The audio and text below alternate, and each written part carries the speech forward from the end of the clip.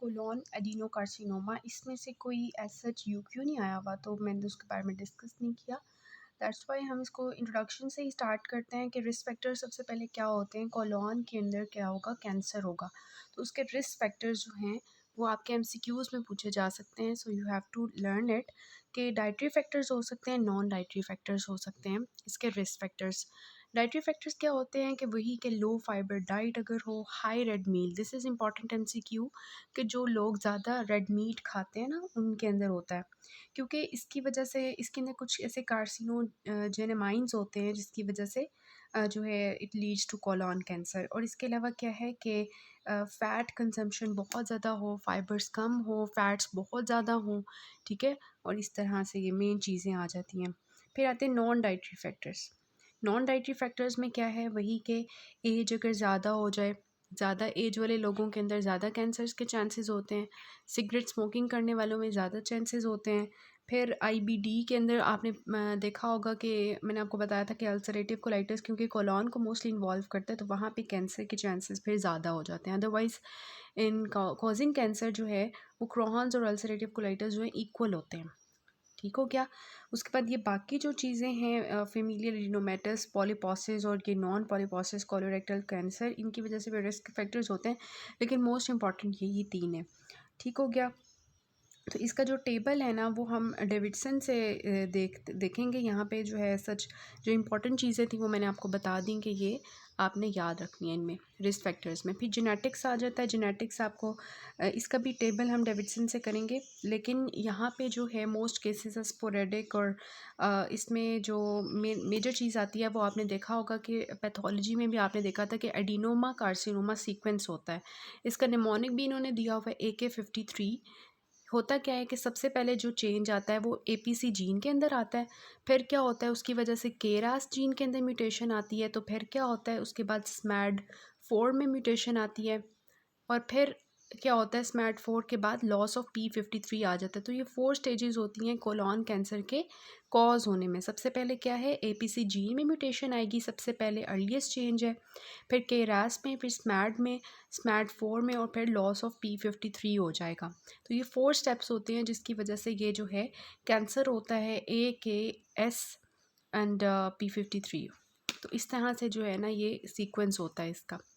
Next इसके locations क्या होते हैं, तो आपने जो एमसीक्यूज़ के लिए याद रखना है वो ये कि जो कोलॉन कैंसर होता है वो रेक्टोसिग्मॉइड रीजन में मोस्ट कॉमन होता है। 65% केसेस में जो है ये यहीं पर होता है। कहाँ पर, रेक्टोसिग्मॉइड रीजन में। और रेक्टोसिग्मॉइड रीजन कौन सा होता है, राइट साइड पे होता है या लेफ़्ट साइड पे होता है। ठीक हो गया। तो ये हमारे होता है लेफ़्ट साइड पे। ठीक है, तो इट मीन्स कि अगर आपसे ये भी पूछा जाए कि लेफ़्ट साइड पे कैंसर होता है ज़्यादा या राइट साइड पे, सो you will see rectosigmoid region in the left side. ठीक है, फिर ascending colon, descending colon, transverse colon वगैरह में भी हो सकता है, लेकिन ज़्यादातर चांसेस जो हैं वो इसके होते हैं। फिर आते हैं इसके फीचर्स। ठीक है, तो इसका जो नंबर 1 फीचर होता है जो आपको सिनेरियो में डिस्कस किया जा सकता है कि हमने कैसे बताना है कि किसी को कैंसर है। ठीक है, तो सबसे पहले तो अगर हम लेफ़्ट साइड के कैंसर की बात करें, क्योंकि लेफ़्ट साइड का भी हो सकता है, राइट साइड का भी हो सकता है, और मैंने आपको बताया कि मोस्ट कॉमन जो होता है वो लेफ़्ट साइड का होता है। तो बोथ में मतलब कोई भी कैंसर की कंडीशन होगी उसमें लोअर एब्डोमिनल पेन थोड़ी थोड़ी पेशेंट को हो रही होगी, कॉलिकी टाइप। ठीक है, अगर लेफ़्ट साइड के कैंसर है तो वहाँ पर जो मेजर चीज़ आती है वो ये होती है कि ब्राइट रेड सेल्स जो हैं वो स्टूल में आ रहे होते हैं। ठीक है, बिल्कुल ब्राइट फ्रेश ब्लड अगर आ रहा होगा स्टूल के अंदर, तो वो हमारा होता है लेफ़्ट साइड का कैंसर। लेकिन अगर ऐसा जो है, अगर ये बिल्कुल फ्रेश होगा तो ये लेफ़्ट साइड का कैंसर होगा, क्योंकि वो डायरेक्टली नीचे आ रहा है ना ब्लड। ठीक है, लेकिन अगर राइट साइड का कैंसर होगा तो यहाँ पे जो ब्लड होगा वो मिक्स्ड विद स्टूल होगा, मतलब कि वो इतना मतलब ब्लडी स्टूल्स होंगे, मेलिना, और इतना फ्रेशली जो है ब्राइट रेड नहीं होगा। ठीक है, तो ये जो है एक्चुअली होता है। और इस तरह से हम डिस्टिंग्विश करते हैं कि पेशेंट के जो स्टूल में अगर बिल्कुल फ्रेश ब्लड आ रहा है तो लेफ़्ट साइड का कैंसर हम कंसिडर करेंगे, और अगर थोड़ा सा मतलब मेलिना टाइप है, मिक्स्ड विद स्टूल है, तो इट मीन्स कि ये थोड़ा सा राइट साइड का कैंसर हम कंसिडर करेंगे। तो इस तरह से जो है ना हम ये देखते हैं। ठीक हो गया। तो अब जो है, अब हमने देखा कि अगर रेक्टम का कैंसर होगा, वो यहाँ पे नहीं लिखा हुआ, आप लिख लें कि अगर सिर्फ लेफ़्ट साइड का अगर कैंसर है और रेक्टोसिग्मोइड कोलॉन का कैंसर है, मींस रेक्टम के अंदर कैंसर है, तो वहाँ पर पेशेंट को ऐसे फीलिंग आ रही होगी कि फीलिंग ऑफ इनकम्प्लीट एम्प्टिंग, ठीक है। उसको लगेगा कि वहाँ पर जब कैंसर होगा ना, क्योंकि नीचे आना है स्टूल ने और वहाँ पे कैंसर का वो सारा मास वगैरह पड़ा होगा, तो उसकी वजह से स्टूल जो है ना वो नीचे पास आउट नहीं हो पाएगा। तो इस वजह से पेशेंट को ये लगेगा, ये फील होगा कि मेरा जो ब्लैडर कह रही हूँ, कि मेरा रेक्टम जो है ना वो इनकम्प्लीट एम्प्टी हुआ है। कुछ ना कुछ उससे जो है फीलिंग आ रही होगी कि अभी अंदर कुछ पड़ा हुआ है, इस तरह से जो है ना फीलिंग आ रही होगी, जिसकी वजह से हमें सोचेंगे कि ये रेक्टम का कैंसर हो सकता है, ठीक है। तो ये थोड़ी सी चीज़ें थी। अब हम चलते हैं कि इसकी डायग्नोसिस एंड मैनेजमेंट में हमने कैसे जाना है। ये बाकी जो चीज़ें हैं इसको जस्ट रीड कर लें, जो मोस्ट इंपॉर्टेंट चीज़ें हैं वो मैं आपको बता रही हूँ कि क्लिनिकली आप कैसे बताओगे कि किस साइड का कैंसर जो है ना कोलॉन का है, ठीक है। तो अब डायग्नोसिस एंड मैनेजमेंट में सबसे पहली चीज़ आती है, वो हम ये कंसिडर कर सकते हैं, जब 3 चीज़ें आपको मिले ना, सबसे पहले तो वेट लॉस। किसी भी की ट्यूमर के लिए ये होता है कि सबसे पहले तो आपके पास एक होगा कि पेशेंट को वेट लॉस होगा। Weight loss is characteristic for the tumour. Cancer जो है वो वेट लॉस करवाता है। दूसरा ये कि कोई पैल्पेबल मास आपको जो है वो फ़ील होगा, क्योंकि कैंसर इज़ नॉट मतलब कि उसमें पैल्पेबल कोई मास बन जाता होता है। और तीसरी चीज़ होती है कि वहाँ पे हैमरेज होगा, मींस ब्लड आ रहा होगा। ये तो इसमें होगा ना, मतलब कैंसर के अंदर इरोडिंग ब्लड वेजल्स हैं। तो वेट लॉस है, पैल्पेबल मास है और हैमरेज है। ये 3 चीज़ें कैंसर की कैरेक्टरिस्टिक होती हैं। ये हम क्लिनिकल फीचर में जो है वो जान सकते हैं, ठीक है। अब हम आते हैं इसकी डायग्नोसिस की तरफ। तो सबसे पहले जो गोल्ड स्टैंडर्ड है जिसके ऊपर आपने स्टार लगाना है, that is the colonoscopy with the biopsy. Obviously आपने कैंसर के जो वहाँ पे मास बना हुआ है उसको विजुलाइज करने के लिए आप क्या करोगे, कोलोनोस्कोपी करोगे। और कोलोनोस्कोपी के साथ साथ, क्योंकि ये एक कैंसर है, ठीक है, तो आप उसके लिए बायोप्सी भी करोगे ताकि आपको उसके अंदर नज़र आ सके कि सेल्स जो हैं वो किस स्टेज पे गए हुए हैं, ठीक है।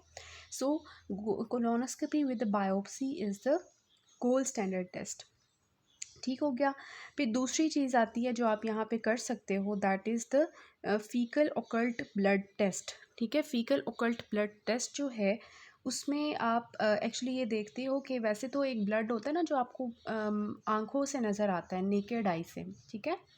नेकेड आई से कुछ ऐसा ब्लड नज़र आता है और कुछ ऐसा ब्लड होता है जो छुपा होता है, माइक्रोस्कोपिकली आप व्यू कर सकते हो, दैट इज़ ओकल्ट ब्लड, ठीक है।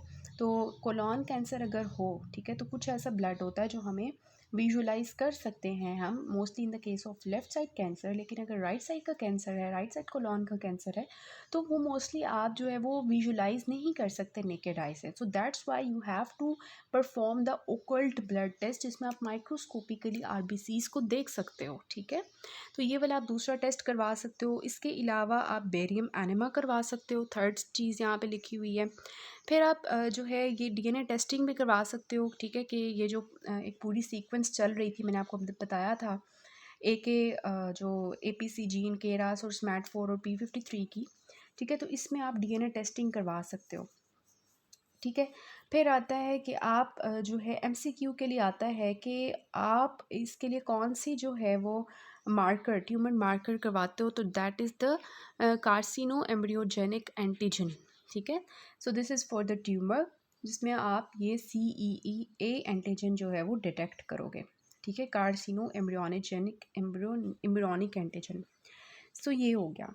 इसके अलावा क्या करवा सकते हो आप, किसी भी कैंसर को देखने के लिए MRI करवा सकते हो, ऑब्वियसली CT करवा सकते हो, ठीक है। CT कोलेंजियोग्राफी कह रही हूँ, CT कोलोनोग्राफी करवा सकते हो, ठीक हो गया। फिर आ जाता है आपका अल्ट्रासाउंड, ठीक है। अल्ट्रासाउंड आप करवाओगे एंडो एनल, ठीक है, एंडो एनल अल्ट्रासाउंड। मैं एंड पे जो है सबकी जो है वो एक लाइन वाइज बता दूंगी। एंडो एनल अल्ट्रासाउंड करवा सकते हो, ठीक है। फिर अब इसके मैट्स जो होते हैं, क्योंकि ये कैंसर है तो ये मेटास्टाइज कर सकता है टू अदर ऑर्गन्स, लाइक ये फर्स्टली जो MCQ में भी आता है कि सबसे पहले जो इसके मैट्स जो होते हैं वो कहाँ जाते हैं, तो दैट इज़ लिवर। सबसे पहले ये लिवर में जाएगा, फिर लंग्स में जाएगा, ठीक है। ऑब्वियसली लिवर पहले आ रहा है ऊपर की तरफ, तो लिवर में पहले जा रहा है, फिर लंग्स में जा रहा है। तो अब हमने देखना है कि पेशेंट को जो मेड्स हैं वो तो बॉडी में कहीं और नहीं चले गए, उसके एब्डोमेन में कहीं लिवर में तो नहीं चले गए, उसके लंग्स में तो नहीं चले गए। तो वो देखने के लिए हम क्या करवाएंगे, obviously CT of the abdomen करवाएंगे, CT ऑफ द चेस्ट करवाएंगे, ठीक है, पेल्विस करवाएंगे, CT of the chest, abdomen and pelvis. तो ये भी आपके पास जो है एक चीज़ आ जाती है।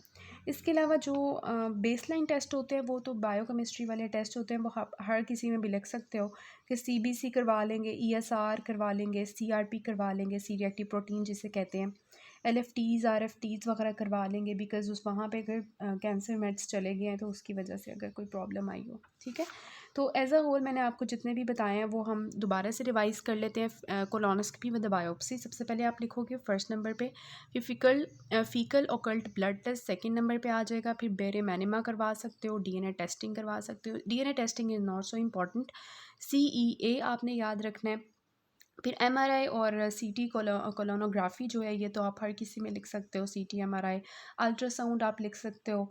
ठीक हो गया, उसके बाद आपने क्योंकि ये एक मेड्स वाला स्टेट है तो वो मैंने आपको बता दिया कि सीटी ऑफ द एब्डोमेन पेल्विस और आप करवाओगे जो है चेस्ट। ठीक है, और फिर आ जाता है आपका बेसलाइन टेस्ट जो आप शुरू में भी लिख सकते हो कि सीबीसी, ईएसआर, सीआरपी, एलएफटीज़ एंड आरएफटीज़। ठीक है, तो ये तकरीबन 8 हो जाते हैं जो हमने डिस्कस किए हैं। ठीक हो गया, 8-9 हो जाते हैं तकरीबन। तो ये इसकी हो गई डायग्नोसिस कि हम किस तरह से डिटेक्ट करेंगे किसी भी कैंसर की। ठीक है, तो अब आ जाता है नेक्स्ट आपका कि इसका मेटास्टेसिस कहाँ होते हैं, मेट्स कहाँ जाते हैं। तो इसका जो मोस्ट कॉमन है वो रीजनल जो है लिम्फ नोड्स में है, लेकिन डिस्टेंट में अगर हम डिस्टेंट रीजनल की अगर बात करें तो लिम्फ नोड्स में है। ठीक है, लेकिन अगर डिस्टेंट मैट्स की बात करें तो that is liver most common, ये आपने एमसीक्यू के लिए याद रखना है। ठीक है, कोलॉन जो है वो इस वजह से देखें आप, सबसे पहले जो कोलॉन कैंसर का आपको पेशेंट डिटेक्ट हुआ है तो सबसे पहले आप लिवर को देखोगे। ठीक है, लिवर को देखोगे क्योंकि आपको पता है कि मोस्ट कॉमनली वहाँ पे ही जाएंगे। फिर लंग्स को देख सकते हो, लंग्स में भी जा सकते हैं ये बोन्स में, पेरिटोनियल कैविटी में, नॉट सो इम्पॉर्टेंट कि आपने लिवर याद रखना है। ठीक है, फिर आ जाता है आपका ड्यूक स्टेजिंग। ड्यूक स्टेजिंग जो है ये आपकी मेडिसिन में भी इम्पॉर्टेंट है और सर्जरी में भी इम्पॉर्टेंट है, तो आप यहाँ पे इसको देख लें। सिंपली क्या है कि इसको हम फिगर से भी देखेंगे। स्टेज ए में जो हमारा कैंसर होता है वो सिर्फ इंटेस्टाइन के अंदर वहीं पर, ठीक है, बाउल वॉल के अंदर होता है। उसने वहाँ पे जो है एज सच बाउल वॉल के थ्रू इर्द गिर्द जो है मतलब उसको इन्वेड नहीं किया होता, बस वहाँ पर बाउल वॉल के अंदर रहता है, तो डैट इज़ स्टेज ए। ठीक है, स्टेज बी में क्या होगा, वो उसको इन्वेड कर लेगा। ठीक है, invades through the bowel wall but not involving the lymph nodes. ठीक है, और स्टेज 3 में सी में क्या हो जाएगा, मैंने आपको बताया रीजनल लिम्फ नोड्स में वो जाता है, तो स्टेज सी में वो लिम्फ नोड्स में चला जाएगा। स्टेज 4 में वो मेट्स कर लेगा, कहाँ पर, लिवर के अंदर। सिंपली पहले वो वहीं पर था, अभी उसने इन्वेड कर लिया, फिर वो लिम्फ नोड्स में चला गया और फिर वो लिवर में चला गया। ठीक है, मतलब कि मेट्स डिस्टेंट मेटास्टेसिस आप लिखोगे, लेकिन मोस्ट इंपॉर्टेंट जो है वो लिवर आ जाता है। ठीक हो गया, तो ये ड्यूक स्टेजिंग होती है, that is for the colon cancer, ये आपने याद रखनी है। फिर आता है इसका ट्रीटमेंट। तो ट्रीटमेंट में जो है इसका सबसे पहले किसी भी कैंसर के लिए हम ये नहीं करते कि सबसे पहले पेशेंट आया तो उसकी सर्जिकल रिसेक्शन कर देंगे। हम उसके लिए थोड़ी सी कीमो और रेडियोथेरेपी करवाते हैं ताकि वो जो ट्यूमर का साइज़ अगर ज़्यादा है तो वो श्रिंक कर जाए ना, फिर हम उसके ऊपर सर्जरी करके उसको निकाल लें। तो उसका जो बड़ा सा साइज़ है उसको जो है हम ख़त्म कर रहे हैं, यहाँ पे हम उसको थोड़ा सा कम करने की कोशिश करेंगे पहले। ठीक है, दिस इज़ द ट्यूमर। ठीक है, तो हम यहाँ पर उसके ऊपर क्या फेंकेंगे, सबसे पहले हम करेंगे उसकी कीमोथेरेपी और रेडियोथेरेपी, और इसको नाम देते हैं न्यू एड्जुवेंट कीमोथेरेपी या रेडियोथेरेपी। ठीक है, न्यू एड्जुवेंट कीमोथेरेपी प्लस रेडियोथेरेपी। वो करने के बाद सेकंड नंबर पे आप क्या करोगे, वन नंबर वो हो गया। सेकंड नंबर पे आप क्या क्या करोगे, जब ट्यूमर छोटा सा हो जाता है तो आप उसकी सर्जिकली रिसेक्शन कर दोगे और उसके इर्द गिर्द जो रीजनल लिम्फ नोड्स इन्वॉल्व हो गए हैं उनकी आप क्या कर दोगे, लिम्फेडेक्टमी कर दोगे, उनको बाहर निकाल दोगे। ठीक है, is is only curative treatment.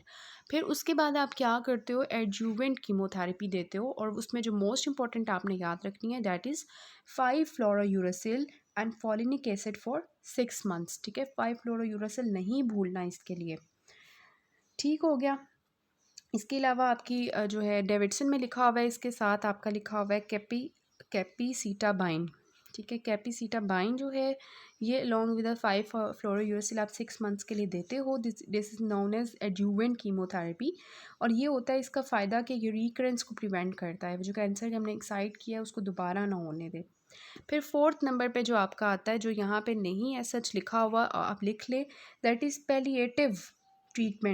Palliative treatment of the advance disease. अब कोई ऐसा भी ट्यूमर होता है ना जो जो बहुत ज़्यादा एडवांस कर चुका हो, बिल्कुल लास्ट स्टेज पे चल रहा हो, मींस कि उसके मेट्स वगैरह भी हो गए हुए हैं बहुत ज़्यादा, तो उस केस में हम सर्जरी नहीं कर सकते, उस केस में हम रेडियो कीमोथेरेपी से एज सच काम चलाते हैं, लेकिन वो पैलिएटिव ट्रीटमेंट होता है कि अब पेशेंट ने मरना ही मरना है, सर्वाइवल रेट तो बहुत कम है, तो फिर हम पैलिएटिव रेडियोथेरेपी करते हैं ऑफ द एडवांस्ड स्टेज। ठीक है, तो उसमें भी हम क्या यूज़ करते हैं, क्योंकि सर्जरी तो हम ऐसा कर नहीं सकते, तो उसमें भी जो पैलिएटिव ट्रीटमेंट होता है उसमें 5-फ्लोरोयूरासिल उसी तरह चलता है। इसके साथ साथ हम ऑक्ज़ैलिप्लैटिन यूज़ कर सकते हैं, ठीक है, एडवांस डिजीज़ में, और मोनोक्लोनल एंटीबॉडीज़ यूज़ कर सकते हैं। तो ये 3 चीज़ें आपने याद रखनी है। Palliative treatment of the advance disease में 5-फ्लोरोयूरासिल है, ऑक्ज़ैलिप्लैटिन है और मोनोक्लोनल एंटीबॉडीज़ हैं। तो ये 3 आपने याद रखनी है। अब ये जो पैलिएटिव ट्रीटमेंट होता है, इसका फ़ायदा ये होता है कि जो सर्वाइवल रेट है वो थोड़ा सा बढ़ जाए, ठीक है, अदरवाइज़ पेशेंट ने मरना ही मरना है, बहुत लास्ट स्टेज कैंसर की चली गई है, तो हम थोड़ा सा सर्वाइवल रेट जो है बढ़ाने की कोशिश करते हैं। तो ट्रीटमेंट में आपने सबसे पहले लिखना है neo adjuvant chemotherapy and radiotherapy to shrink the tumour size. फिर आपने लिखना है कि surgical resection plus lymph nodes को रिमूव करना है। थर्डली आपने लिखना है एडजुवेंट कीमोथेरेपी जो आप सर्जरी के साथ बाद में देते हो, में 5-फ्लोरोयूरासिल फॉर 6 मंथ्स। उसके साथ साथ आप लिख सकते हो कैपिसिटाबाइन, ठीक है। फिर आता है palliative treatment of the advance disease, उसमें मैंने आपको 3 ड्रग्स बताई हैं, 5-फ्लोरोयूरासिल है, मोनोक्लोनल एंटीबॉडीज़ हैं और ऑक्ज़ैलिप्लैटिन है। तो ये हो गया। अब किसी भी कैंसर के लिए ज़रूरी ये होता है कि वो अर्ली डिटेक्ट हो जाए, ठीक है।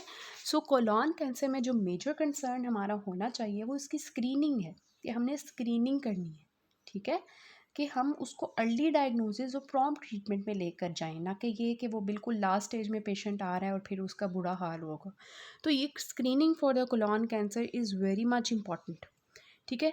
तो प्रिवेंशन एंड स्क्रीनिंग में सबसे पहले जो हमारा आता है, ठीक है, वो 4 स्टेप्स हैं आपके डेविडसन के, वो आप यहाँ पे लिख सकते हैं, ठीक है। नंबर 1 स्टेप जो है वो आप लिख लें कि रेगुलरली हमने फीकल अकल्ट ब्लड टेस्टिंग करनी है। क्यों करनी है? क्योंकि कुछ ऐसा ब्लड होता है वो पेशेंट देखता है अपने स्टूल में, साथ ही डॉक्टर के पास आ जाता है, डॉक्टर साहब मेरे स्टूल में तो ब्लड आ रहा है, लेकिन जो अकल्ट ब्लड होगा जो वो पेशेंट अपनी नेकेड आई से नहीं देख सकता, वो हमने देखना है, ठीक है। तो regular faecal occult blood testing करेंगे हम सबसे पहले, रेगुलरली करवाएंगे, और फिर कोलोनोस्कोपी करवाएंगे, ठीक है। कोलोनोस्कोपी जो कि हमारा गोल्ड स्टैंडर्ड टेस्ट था वो हम करवा लेंगे, ठीक है। थर्डली हम उसी तरह सिग्मोइडोस्कोपी करवा लेंगे, फ्लेक्सिबल, ठीक है। अब सिग्मोइडोस्कोपी और कोलोनोस्कोपी में क्या डिफरेंस होगा? सिग्मोइडोस्कोपी जस्ट सिग्मोइड कोलॉन को देखेगा, कोलोनोस्कोपी हम पूरे कोलॉन की करवाएंगे, तो कौन सा बेटर होगा? कोलोनोस्कोपी, ठीक है। तो थर्डली हम फ्लेक्सिबल सिग्मोइडोस्कोपी करवा सकते हैं, और फोर्थली वही सीटी कोलोनोग्राफी करवा सकते हैं, ठीक है। तो ये जो है हमारे फोर जो हैं वो चीज़ें होती हैं जिनको जो है वो हम देखेंगे, ठीक है। अब ये तो नहीं है ना, ये जो मैंने आपको 4 टेस्ट बताए हैं, colonoscopy, sigmoidoscopy, faecal occult blood testing and सीटी, ये चारों जो टेस्ट होते हैं ये हम हर किसी में तो परफॉर्म नहीं करना शुरू कर देते, हाई रिस्क पेशेंट्स में करना होता है हमने, ठीक है। जैसे हम लोग आम लोग हैं, हमारे अंदर नहीं होगा, हाई रिस्क पेशेंट्स में होगा, जिनकी फैमिली हिस्ट्री है, रिलेटिव्स में कोलोन कैंसर बहुत ज़्यादा है, डाइटरी इनटेक ख़राब है, वो जो सारे हैं हम टेबल की फॉर्म में भी अभी देखते हैं, तो उन लोगों की हमने जो है ये करवानी होती है, सबकी नहीं करवानी होती, ठीक हो गया। तो उसका क्राइटेरिया ये होता है जो यहाँ पे लिखा हुआ है कि अगर अगर जो है फर्स्ट डिग्री रिलेटिव है, या दो से ज़्यादा फर्स्ट डिग्री रिलेटिव्स हैं, अगर फर्स्ट डिग्री रिलेटिव 60 ईयर्स से कम उम्र का है, या दो से ज़्यादा जो रिलेटिव्स हैं वो किसी भी एज के हैं और उनको कोलॉन कैंसर है या कोई पॉलिप कोई अपनी उनकी ज़िंदगी में बना था, तो हमने क्या करना है कि वो जो पर्सन है जिसके ये रिलेटिव्स हैं उसकी जब एज 40 होगी, तो उससे हमने क्या करना है कि हर उसके 10 साल earlier than the age at which the member affected, कि जो ये मेंबर्स उसके थे, उसके रिलेटिव्स, ठीक है, वो जिस एज में उनको कैंसर हुआ था, हमने 10 साल पहले इस जो है ना इस आदमी का जो है ना स्क्रीनिंग स्टार्ट कर देनी है, ठीक है। जिस एज में उनको हुआ था उससे 10 साल पहले स्टार्ट कर देनी है, ठीक हो गया। तो उसका मेथड ये होता है कि कोलोनोस्कोपी करवानी है हमने 10 साल, ठीक है, हर 10, ये तकरीबन 10 साल होते हैं। अब जो है इसका क्राइटेरिया ये है कि 10 ईयरली, ठीक है, मतलब कि हर 10 साल बाद, और सिग्मोइडोस्कोपी जो होती है वो हर 5 साल बाद, 3 से 5 साल बाद, ठीक है। और फीकल अकल्ट ब्लड टेस्टिंग जो होती है वो हर साल, ठीक है। कोलोनोस्कोपी हर 10 साल, सिग्मोइडोस्कोपी हर 3 से 5 3 से 5 साल, और जो है फीकल ऑकल्ट ब्लड टेस्टिंग, ठीक है, वो हर साल, ठीक है। तो इस तरह से जो है ये होती है। और फिर अगर वो 60 ईयर से बाद में हुआ था फर्स्ट डिग्री रिलेटिव, या दो से ज़्यादा जो है सेकेंड रिलेटिव्स थे, ठीक है, तो ये वाला जो है सेकंड डिग्री की बात कर रहे हैं, वो फर्स्ट डिग्री था। यहाँ पे भी वही एज है 40, और इसी तरह यहाँ पे जो लिखा हुआ है वो है, लेकिन वो जो ऊपर वाला बताया ना वो दैट इज़ मतलब वो उसी तरह आपने देखना है कि किस तरह से हमने उसकी लेके चलना है। ठीक हो गया। तो ये वाला जो टेबल है ना 21.70, this is actually the table for the risk factors. इसमें मैंने आपको रेड मीट का बता दिया, फैट का बताया, और ये जो है फाइबर्स का बताया कि फाइबर्स जो कम लेते हैं। ठीक है, तो ये सारे जो लिखा हुआ है ना इसको एक दफ़ा रीड कर लें। तो ये डाइटरी रिस्क फैक्टर्स हैं कोलोरेक्टल कैंसर के, और ये नॉन डाइटरी रिस्क फैक्टर्स हैं, इनको भी एक दफ़ा रीड कर लें। ये वही वाला है कि सबसे पहले जो जीन होती है वो एपीसी होती है, फिर केरास होती है, फिर स्मैट4 होती है, फिर टीपी53 होती है। तो अर्ली एडिनोमा से इमीडिएट होता है, फिर लेट एडिनोमा, और फिर carcinoma. So this is actually the adenoma carcinoma sequence, जिसकी वजह से कैंसर प्रोग्रेस कर। This is a Duke staging in the picture form. तो यहाँ पे देखें कि सबसे पहला जो कैंसर है वो उसमें वॉल के अंदर ही है, फिर उसने इन्वेट कर लिया स्टेज 2 में, स्टेज 3 में वो लिम्फ नोड्स को इन्वॉल्व कर रहा है, और स्टेज 4 में जो है वो क्या कर रहा है, डिस्टेंट मेटास्टेसिस कर रहा है, और ये आपको लिवर नज़र आ रहा है। ठीक है, तो इस तरह से आपने फिगर की फॉर्म में याद रख लेना है। This is all about the colon cancer. Next से हम बाकी स्टार्ट करते हैं इसका, थोड़े से टॉपिक्स करते हैं नेक्स्ट से। This is all about it.